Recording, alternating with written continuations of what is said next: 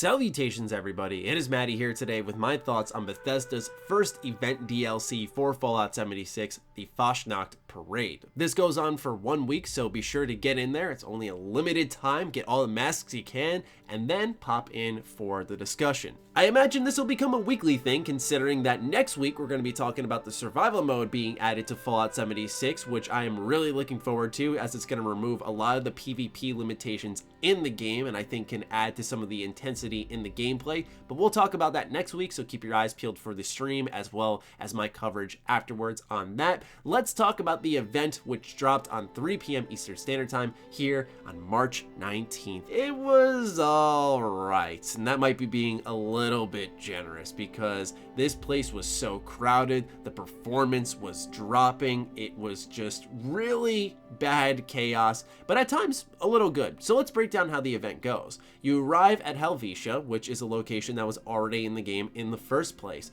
Upon arriving, you're going to meet a bunch of Protectrons who are marchers in the parade, but before they can march, they need to get properly prepared, and they'll send you around Helvetia, basically doing some menial tasks like collecting 20 eggs from the rad toads, taking out some honeybee beasts, collecting intestines from squirrels and opossums, you name it. You're pretty much going around collecting things, but it makes sense in the terms of the event itself while you're collecting things and getting stuff ready.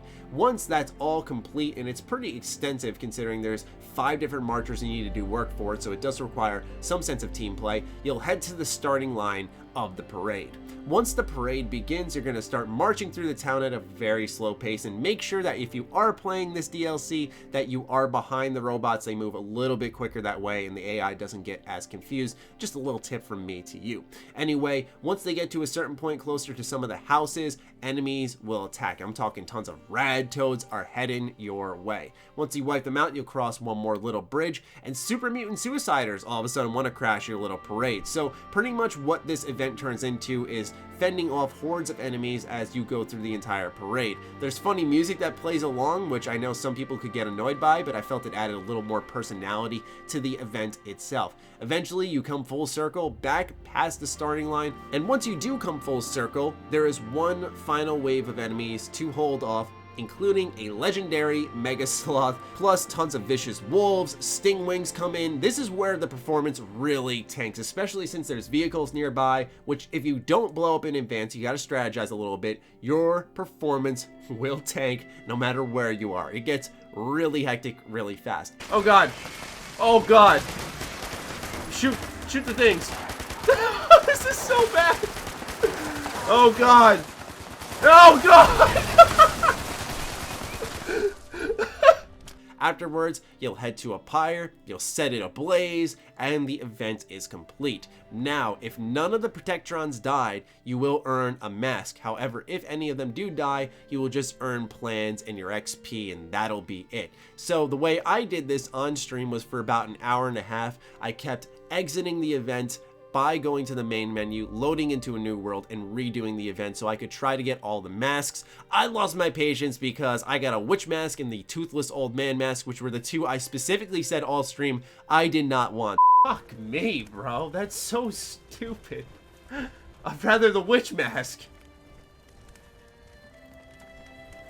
So I got gypped pretty hard, but hopefully you fare better than I. Anyway, overall, what I noticed here was a lot of performance issues. I thought that it was really cool though to see a lot of players aggregating in one area to complete an event. Granted, it's because it's brand spanking new, and for folks who are hopping in a month down the line, 2 months down the line, and so on, they're not going to see nearly as many people, but it really gave Fallout 76 this MMO-like feeling, but also a community feeling. And I did interact with the community a little bit. That's how I found out how you can loot more masks, because I was confused if it was just a one-time thing where you get the mask after your first time playing the event and after that you just get plans. But then one of the community members did explain to me that pretty much as long as the Protectrons stay alive, you will get your mask, and it was a nice way to interact with people in game, which is something I really haven't done outside of my friends. But much as the story is for these first 2 pieces of content, which I highly emphasized in pretty much every video I've ever discussed about it,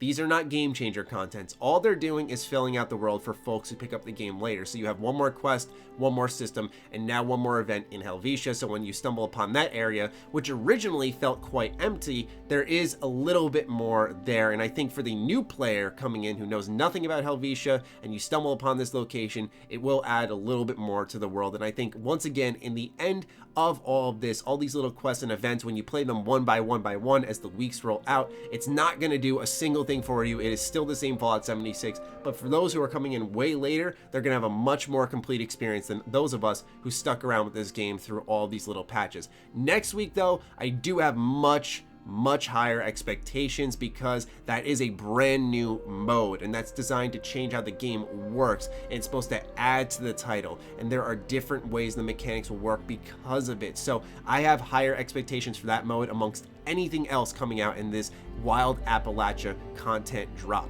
Much like I said with Fallout 76's first piece of DLC last week, which was just an hour-long quest, an additional brewing and distilling system, this changes nothing. This isn't worth re-downloading the game for, and I'm going to continue to let people know that until there comes a time where it is possibly worth re-downloading, because I know people are asking me every single day on Twitter, hey Matty, should I download it now? Should I get it on this sale? And the answer still remains no, because there hasn't been anything of substance added. They're just gradually filling out the world and pretty much completing the game at this point in time. So I'll keep you guys posted, especially next week. That's where the expectations are much higher. Fingers crossed that the survival mode ends up being good. I'm looking forward to playing that through with you guys on stream and also talking about it in a video afterwards. I'd love to hear your thoughts in the comments down below. What did you think about the event for the Fasnacht parade? Fire away, ladies and gentlemen. Other than that, follow me on Twitter, like me on Facebook. Those links are in the description down below, along with my Patreon. Do consider supporting that as it fuels all the content I create here. Stay sexy, stay active. I love you all.